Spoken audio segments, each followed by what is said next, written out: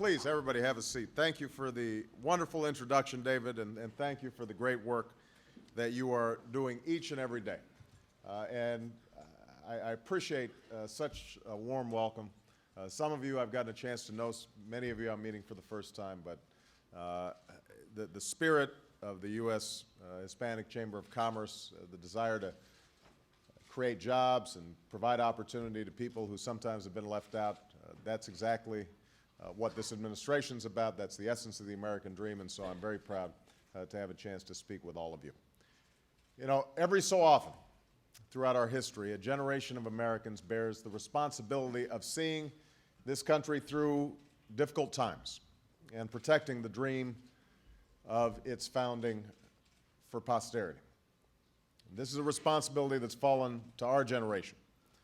Meeting it will require steering our nation's economy through a crisis unlike anything that we have seen in our time. In the short term, that means jump-starting job creation and restarting lending and restoring confidence in our markets and our financial system. But it also means taking steps that not only advance our recovery, but lay the foundation for lasting, shared prosperity. I know there are some who believe we can only handle one challenge at a time. They forget that Lincoln helped lay down the Transcontinental Railroad and passed the Homestead Act and created the National Academy of Sciences in the midst of Civil War.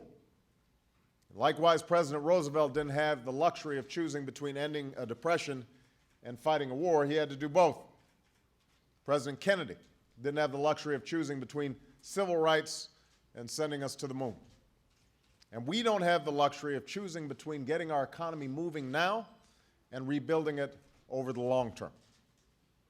America will not remain true to its highest ideals, and America's place as a global economic leader will be put at risk unless we not only bring down the crushing costs of healthcare and transform the way we use energy, but also if we don't do a far better job than we've been doing of educating our sons and daughters, unless we give them the knowledge and skills they need in this new and changing world.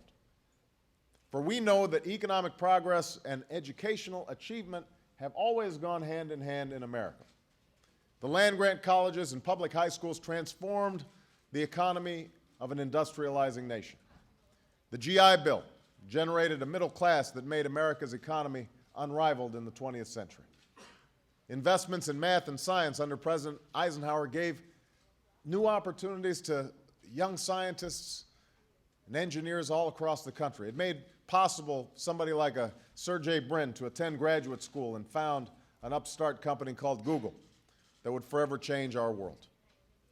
The source of America's prosperity has never been merely how ably we accumulate wealth, but how well we educate our people. This has never been more true than it is today.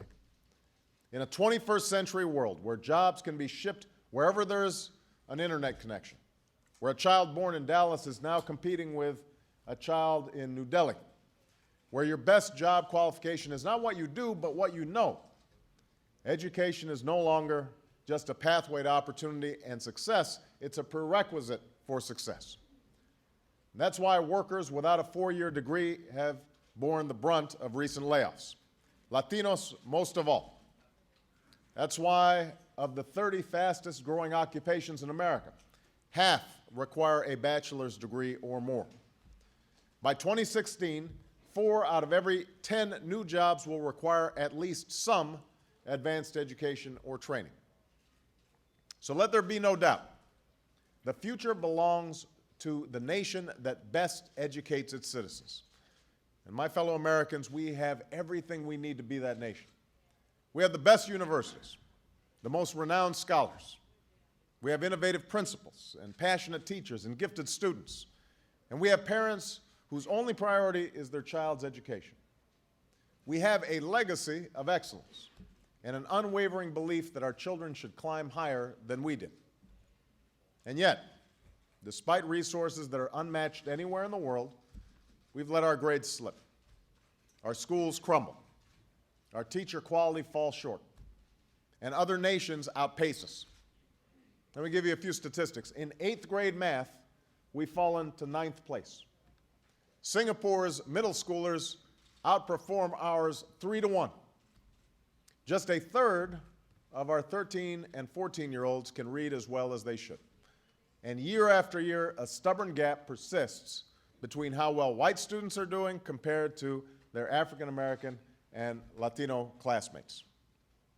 The relative decline of American education is untenable for our economy, it's unsustainable for our democracy, it's unacceptable for our children. And we can't afford to let it continue. What's at stake is nothing less than the American dream. It's what drew my father and so many of your fathers and mothers to our shores in pursuit of an education. It's what led Linda Brown and Gonzalo and Felicitas Mendez to bear the standard of all who were attending separate and unequal schools.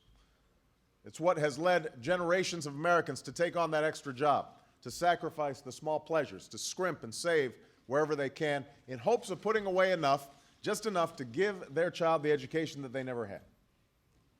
It's that most American of ideas, that with the right education, a child of any race, any faith, any station can overcome whatever barriers stand in their way and fulfill their God-given potential.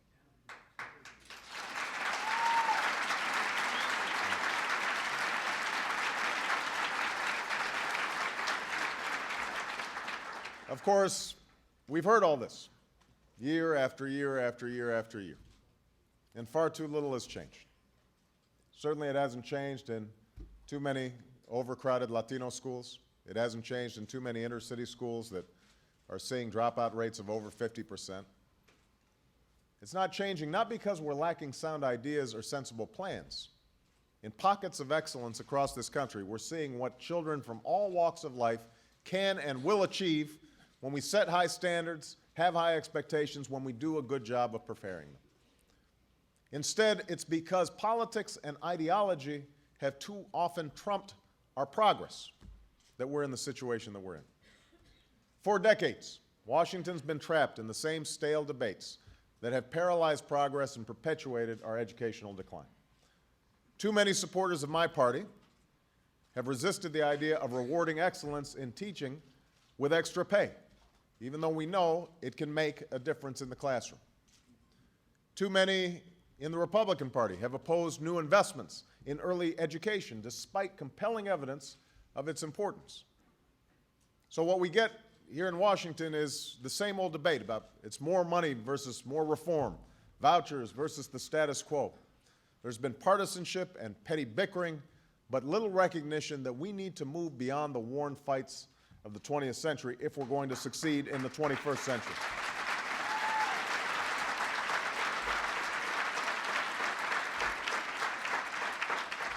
I think you'd all agree that the time for finger pointing is over. The time for holding ourselves accountable is here. What's required is not simply new investments, but new reforms. It's time to expect more from our students. It's time to start rewarding good teachers. Stop making excuses for bad ones. It's time to demand results from government at every level. It's time to prepare every child, everywhere in America, to outcompete any worker anywhere in the world.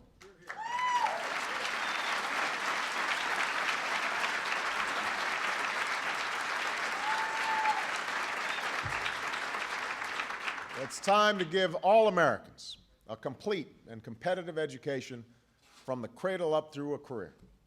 We've accepted failure for far too long. Enough's enough. America's entire education system must once more be the envy of the world, and that's exactly what we intend to do.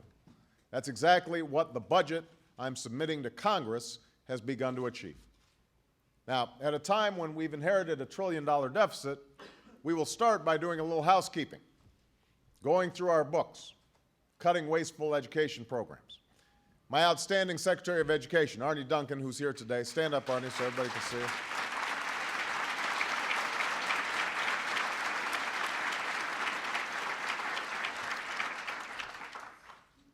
I'm assuming you also saw my Secretary of Labor, Hilda Solis. So.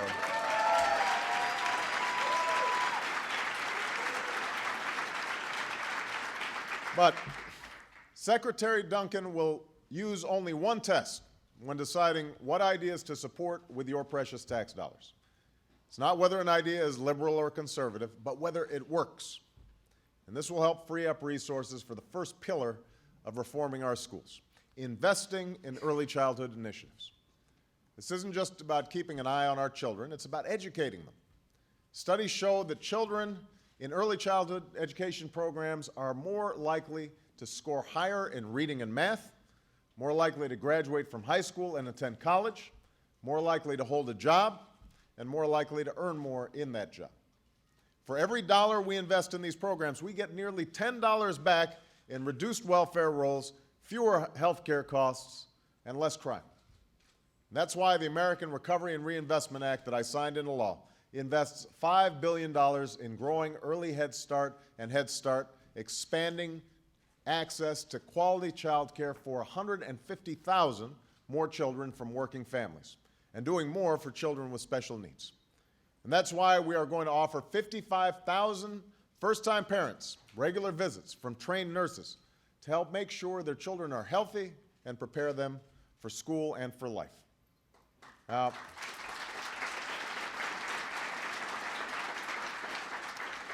even as we invest in early childhood education, let's raise the bar for early learning programs that are falling short. Now, today, some children are enrolled in excellent programs. Some children are enrolled in mediocre programs, and some are wasting away their most formative years in bad programs. That includes the 1/4 of all children who are Hispanic and who will drive America's workforce of tomorrow, but who are less likely to have been enrolled in an early childhood education program than anyone else. That's why I'm issuing a challenge to our states. Develop a cutting-edge plan to raise the quality of your early learning programs. Show us how you'll work to ensure that children are better prepared for success by the time they enter kindergarten. If you do, we will support you with an Early Learning Challenge grant that I call on Congress to enact. That's how we will reward quality and incentivize excellence and make a down payment on the success of the next generation. So that's the first pillar of our education reform agenda. The second, we will end what has become a race to the bottom in our schools and instead spur a race to the top by encouraging better standards and assessments. Now, this is an area where we are being outpaced by other nations. It's not that their kids are any smarter than ours, it's that they are being smarter about how to educate their children. They're spending less time teaching things that don't matter and more time teaching things that do. They're preparing their students not only for high school or college, but for a career. We are not. Our curriculum for 8th graders is 2 full years behind top-performing countries. That's a prescription for economic decline, and I refuse to accept that America's children cannot rise to this challenge. They can and they must, and they will meet higher standards in our time.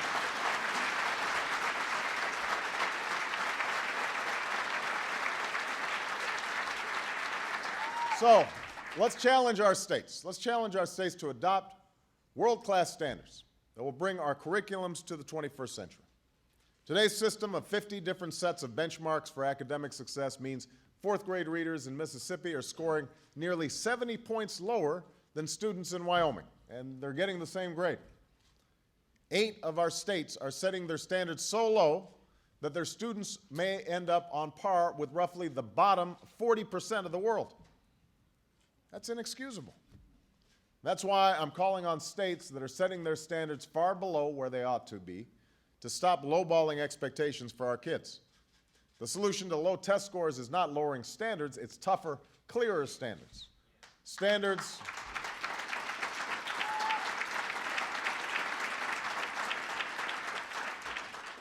like those in Massachusetts, where 8th graders are, got the Massachusetts contingent here. Now, in Massachusetts, 8th graders are now tying for first in the whole world in science. Other forward-thinking states are moving in the same direction by coming together as part of a consortium, and more states need to do the same. And I'm calling on our nation's governors and state education chiefs to develop standards and assessments that don't simply measure whether students can fill in a bubble on a test, but whether they possess 21st century skills like problem solving and critical thinking and entrepreneurship and creativity. That is what will help them do later this year. That's what we're going to help them do later this year. When we finally make No Child Left Behind live up to its name by ensuring not only that teachers and principals get the funding that they need, but that the money is tied to results.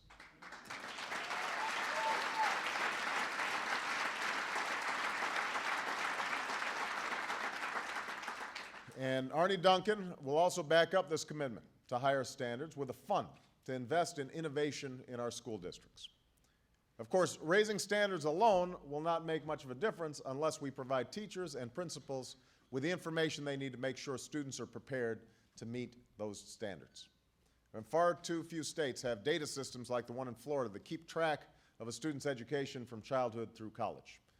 And far too few districts are emulating the example of Houston and Long Beach and using data to track how much progress a student is making and where that student is struggling. That's a resource that can help us improve student achievement and tell us which students had which teachers so we can assess what's working and what's not. That's why we're making a major investment in this area, that we will cultivate a new culture of accountability in America's schools. Now, to complete our race to the top requires the third pillar of reform: recruiting, preparing, and rewarding outstanding teachers.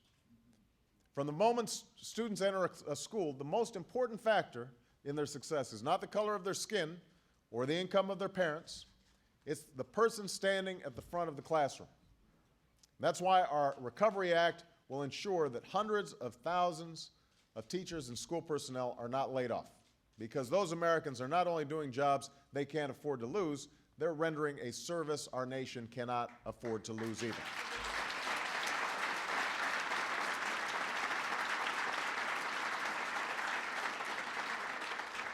America's future depends on its teachers.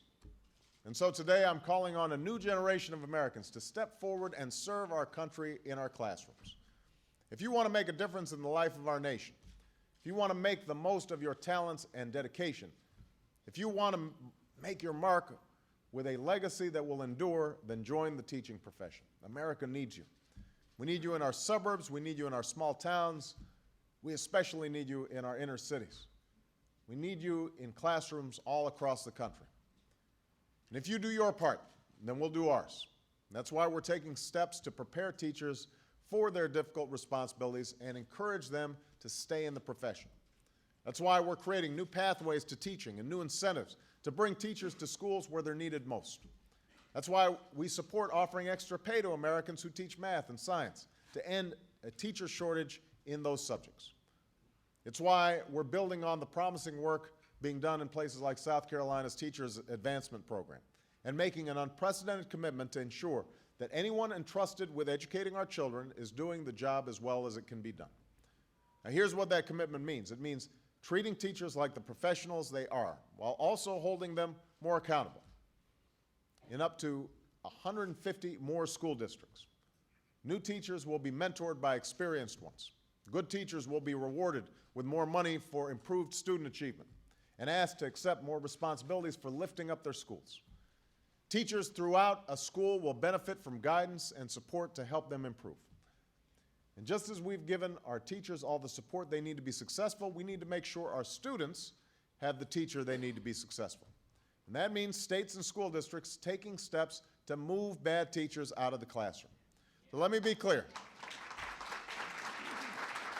The overwhelming number of teachers are doing an outstanding job under difficult circumstances. My sister's a teacher, so I know how tough teaching can be. But let me be clear. If a teacher is given a chance or 2 chances or 3 chances but still does not improve, there's no excuse for that person to continue teaching. I reject a system that rewards failure and protects a person from its consequences. The stakes are too high. We can afford nothing but the best when it comes to our children's teachers and the schools where they teach.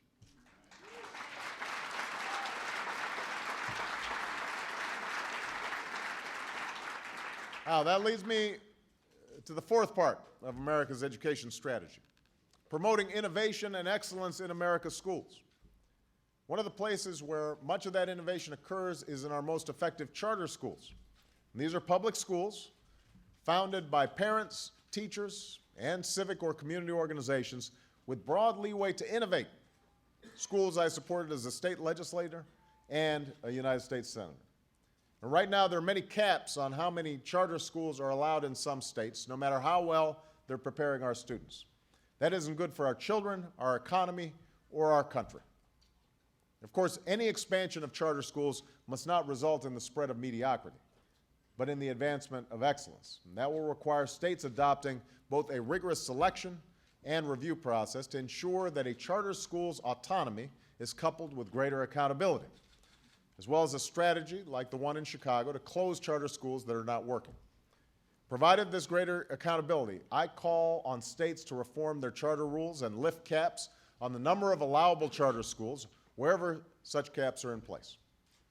Now, even as we foster innovation in where our children are learning, let's also foster innovation in when our children are learning. We can no longer afford an academic calendar designed for when America was a nation of farmers who needed their children at home plowing the land at the end of each day. That calendar may have once made sense, but today it puts us at a competitive disadvantage. Our children, listen to this, our children spend over a month less in school than children in South Korea every year. That's no way to prepare them for a 21st century economy. And that's why I'm calling for us not only to expand effective after-school programs, but to rethink the school day to incorporate more time, whether during the summer or through expanded day programs for children who need it.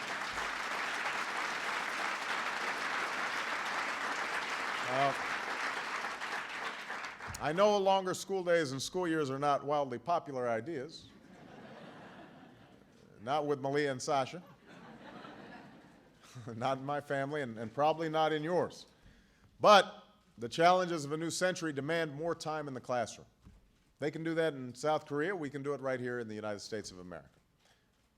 Of course, no matter how innovative our schools or how effective our teachers, America cannot succeed unless our students take responsibility for their own education. That means showing up for school on time, paying attention in class, seeking out extra tutoring if it's needed, staying out of trouble. To any student who's watching, I say this: don't even think about dropping out of school. Don't even think about it.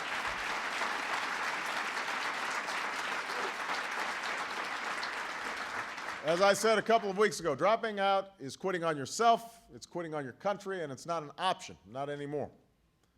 Not when our high school dropout rate has tripled in the past 30 years. Not when high school dropouts earn about half as much as college graduates. Not when Latino students are dropping out faster than just about anyone else. It's time for all of us, no matter what our backgrounds, to come together and solve this epidemic. Stemming the tide of dropouts will require turning around our low-performing schools. There are just 2,000 high schools in cities like Detroit and Los Angeles and Philadelphia produce over 50% of America's dropouts. And yet there are too few proven strategies to transform these schools, and there are too few partners to get the job done. So today, I'm issuing a challenge to educators and lawmakers, parents and teachers alike. Let us all make turning around our schools our collective responsibility as Americans. And that will require new investments in innovative ideas. That's why my budget invests in developing new strategies to make sure at-risk students don't give up on their education. New efforts to give dropouts who want to return to school the help they need to graduate. And new ways to put those young men and women who have left school back on a pathway to graduation. Now, the fifth part of America's education strategy is providing every American with a quality higher education, whether it's college or technical training. Never has a college degree been more important. Never has it been more expensive. And at a time when so many of our families are bearing enormous economic burdens, the rising cost of tuition threatens to shatter dreams. And that's why we will simplify federal college assistance forms so it doesn't take a PhD to apply for financial aid.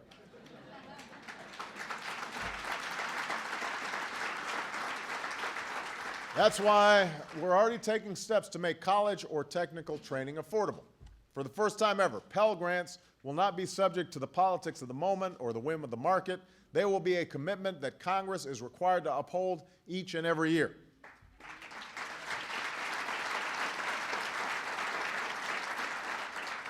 Not only that, because rising costs mean Pell Grants cover less than half as much tuition as they did 30 years ago, we're raising the maximum Pell Grant to $5,550 a year and indexing it above inflation. We're also providing a $2,500 a year tuition tax credit for students from working families. And we're modernizing and expanding the Perkins Loan Program to make sure schools like UNLV don't get a tenth as many Perkins loans as schools like Harvard. To help pay for all this, we're putting students ahead of lenders by eliminating wasteful student loan subsidies that cost taxpayers billions each year. All in all, we are making college affordable for 7 million more students with a sweeping investment in our children's futures and America's success. And I call on Congress to join me and the American people by making these investments possible.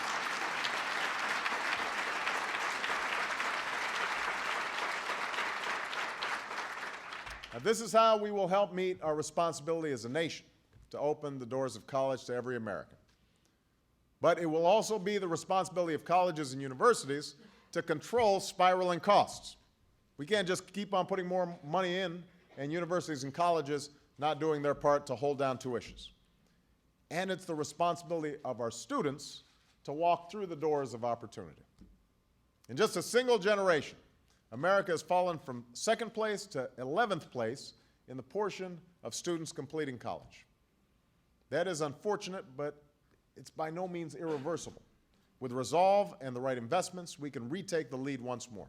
And that's why in my address to the nation the other week, I called on Americans to commit to at least 1 year or more of higher education or career training, with the goal of having the highest proportion of college graduates in the world by the year 2020. And to meet that goal, we are investing $2.5 billion to identify and support innovative initiatives across the country that achieve results in helping students persist and graduate. So let's not stop at education with college. Let's recognize a 21st century reality. Learning doesn't end in our early 20s. Adults of all ages need opportunities to earn new degrees and new skills, especially in the current economic environment.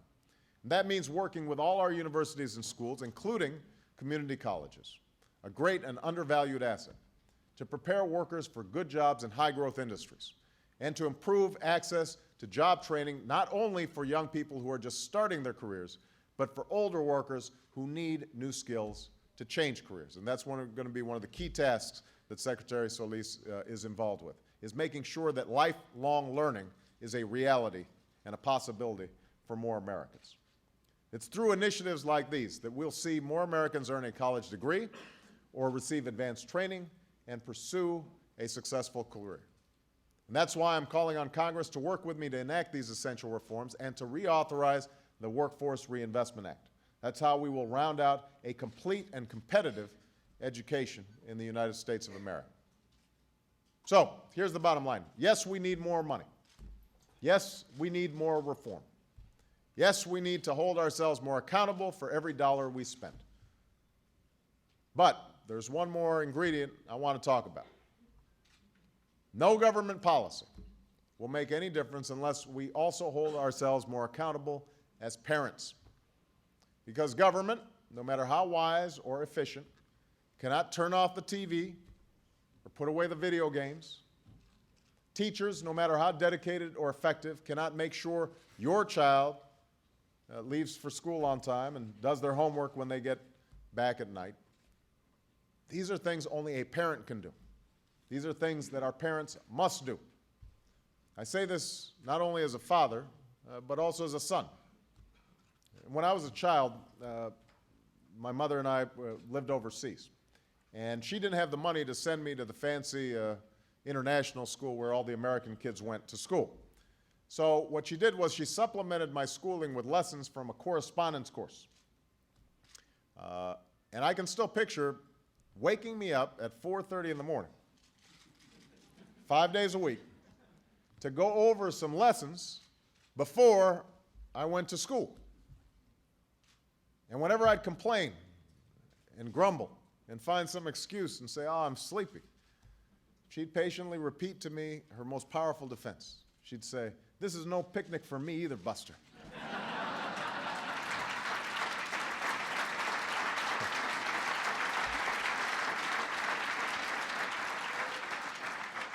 And when you're a kid, you don't think about the sacrifices they're making. She had to go to work. I just had to go to school, but she'd still wake up every day to make sure I was getting what I needed for my education. And it's because she did this day after day, week after week, because of all the other opportunities and breaks that I got along the way, all the sacrifices that my grandmother and my grandfather made along the way, that I can stand here today as President of the United States. It's because of the sacrifices.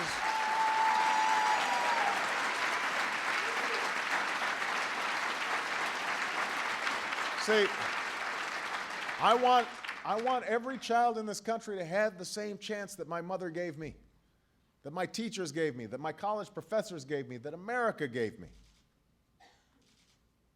You know these stories, you've lived them as well.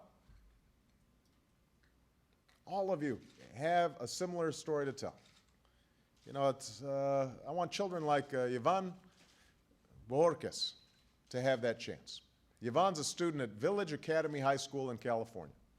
Now, Village Academy is a 21st century school where cutting-edge technologies are used in the classroom, where college prep and career training are offered to all who seek it, and where the motto is respect, responsibility, and results. A couple of months ago, Yvonne and her class made a video talking about the impact that our struggling economy was having on their lives. And some of them spoke about their parents being laid off, or their homes facing foreclosure, or their inability to focus on school with everything that was happening at home. And when it was her turn to speak, Yvonne said, "We've all been affected by this economic crisis. We are all college-bound students. We're all businessmen and doctors and lawyers and all this great stuff. And we have all this potential. But the way things are going, we're not going to be able to fulfill it." It was heartbreaking that a girl so full of promise was so full of worry that she and her class titled their video, "Is Anybody Listening?" So, today, there's something I want to say to Yvonne and her class at Village Academy. I am listening. We are listening. America's listening. And we will not rest until your parents can keep your jobs. We will not rest until your parents can keep their jobs and your families can keep their homes. And you can focus on what you should be focusing on, your own education, until you can become the businessmen and doctors and lawyers of tomorrow, until you can reach out and grasp your dreams for the future. In the end, Yvonne's dream is a dream shared by all Americans. It's the founding promise of our nation, that we can make of our lives what we will, that all things are possible for all people, and that here in America, our best days lie ahead. I believe that. I truly believe if I do my part, and you, the American people, do yours, then we will emerge from this crisis a stronger nation and pass the dream of our founding on to posterity ever safer than before. Thank you very much. God bless you. God bless the United States of America. Thank you.